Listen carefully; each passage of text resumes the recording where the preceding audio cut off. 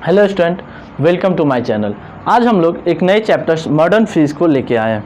आखिर हम लोग आज मॉडर्न फिजिक्स पढ़ने वाले हैं। देखिए, मॉडर्न फिजिक्स के अकॉर्डिंग क्लास 12 फिजिक्स जब देखिएगा तो एनसीईआरटी में पार्ट 2 में मॉडर्न फिजिक्स आपको दिखाई पड़ेंगे। उसके अंदर 5 चैप्टर्स आते हैं। मॉडर्न फिजिक्स कोई चैप्टर्स नहीं है, यह एक ब्रांच है, फिजिक्स का क्या है, ब्रांच है, और इसके अंदर 5 चैप्टर्स आते हैं। कौन कौन? पहला आता है डुअल नेचर ऑफ रेडिएशन, दूसरा एटम, न्यूक्लियाई, सेमीकंडक्टर और कम्युनिकेशन। अब इस पांचों चैप्टर से बिहार बोर्ड 22 से 23 नंबर का क्वेश्चन पूछती है। पूरे अगर बात किया जाए तो मॉडर्न फिजिक्स से क्लास 12 में ज़्यादा मार्क्स के क्वेश्चन पूछे जाते हैं। अब समझिए बात को, आखिर डुअल नेचर क्यों रखा गया? क्योंकि यहाँ पे दो नेचर, प्रकाश के दो नेचर को यहाँ पे हमको मान के पूरा पढ़ना है। देखिएगा, दो नेचर कौन कौन मांगे, समझिए बात को। हम लोग जब वेव ऑप्टिक्स पढ़े थे इससे पहले, तो यहाँ पे प्रकाश को तरंग माने थे। क्या माने थे?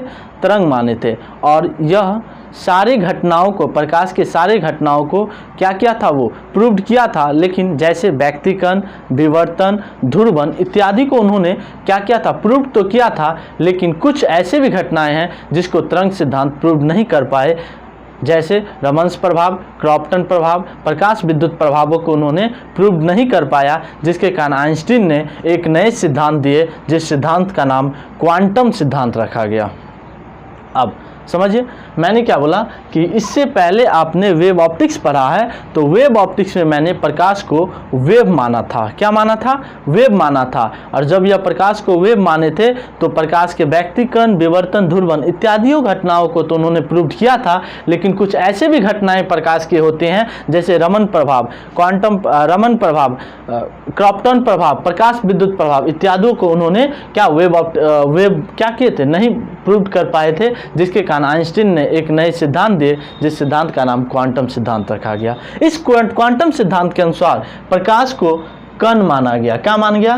कण माना गया। हम लोग इससे पहले क्या बोले? प्रकाश को क्या माने थे? तरंग माने थे। और यहाँ पे क्या मान रहे हैं? कण मान रहे हैं। तो प्रकाश के दो चीज मान रहे हैं, एक तो तरंग मान रहे हैं, दूसरा कण मान रहे हैं। इसलिए यहाँ पे dual nature of radiation chapters का नाम रखा गया।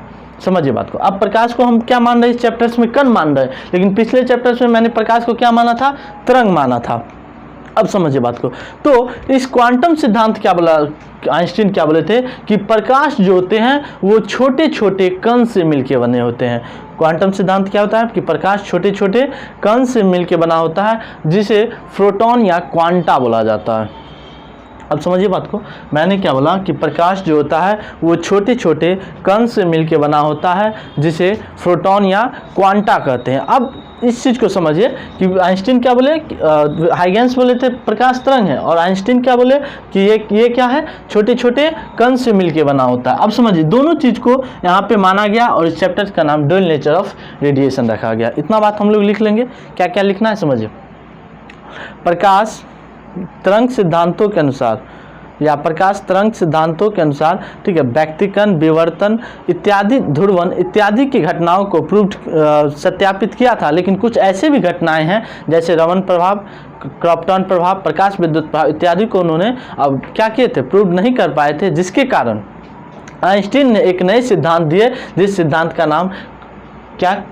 क्वांटम सिद्धांत रखा गया। क्वांटम सिद्धांत के अनुसार प्रकाश छोटे छोटे कण से मिलकर बना होता है। इसे क्या? प्रोटॉन या क्वांटा कहते हैं। कोई कहेगा क्वांटा क्या होते हैं? तो प्रकाश छोटे छोटे कण से मिलकर बना होता है, जिसे क्या बोलते हैं? क्वांटा बोलते हैं। अब हम लोग समझते हैं कि इसके बाद हम लोग समझते हैं कि वर्क फंक्शन, आखिर कार्य फलन क्या होता है। इसके आगे टॉपिक इतने बात लिख लेंगे। आगे हम लोग देखते हैं कार्य फलन यानी वर्क फंक्शन क्या होता है।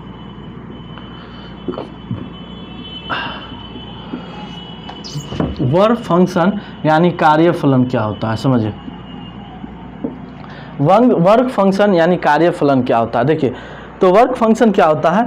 तो किसी भी धातु के सतह पे क्या होते हैं? फ्री इलेक्ट्रॉन होता है। किसी भी धातु के सतह से क्या होते हैं? फ्री इलेक्ट्रॉन्स होते हैं।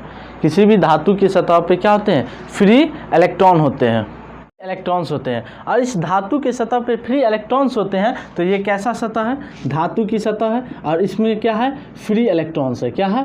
फ्री इलेक्ट्रॉन्स है। ये सब कैसा इलेक्ट्रॉन है? फ्री इलेक्ट्रॉन्स है। अब देखिए, वर्क फंक्शन क्या होता है? तो किसी भी धातु की सतह से ठीक है, इलेक्ट्रॉन को उत्सर्जित करने के लिए, उत्सर्जित मतलब निकालने के लिए की गई न्यूनतम ऊर्जा, या कुछ ना कुछ तो वर्क करना पड़ेगा, तो कुछ की गई न्यूनतम ऊर्जा को क्या बोलते हैं, कार्यफलन बोलते हैं। क्या बोले, किसी भी धातु की सतह से, या वह न्यूनतम ऊर्जा जो किसी धातु की सतह से फ्री इलेक्ट्रॉन को निकालने में क्या होती है, आवश्यकता होती है, कार्यफलन कहलाता है। वह न्यूनतम, हम लोग क्या लिखेंगे, वर्क फंक्शन क्या होता है, तो वह न्यूनतम ऊर्जा जो किसी धातु के पृष्ठ से निकालने के लिए क्या होती है, आवश्यकता होती है, कार्यफलन कहलाता है। कार्यफलन का को फाई से सूचित करते हैं, किससे, फाई से। ये कौन चीज़ का सिंबल है, फाई से सूचित करते हैं, और इसका SI मात्रक इलेक्ट्रॉन वोल्ट होता है। इसका मतलब वर्क फंक्शन को किससे मेजर करते हैं, इलेक्ट्रॉन वोल्ट से मेजर करते हैं। अब देखिए, इसका मतलब दुनिया के सारे धातु के पास फ्री इलेक्ट्रॉन्स होते हैं,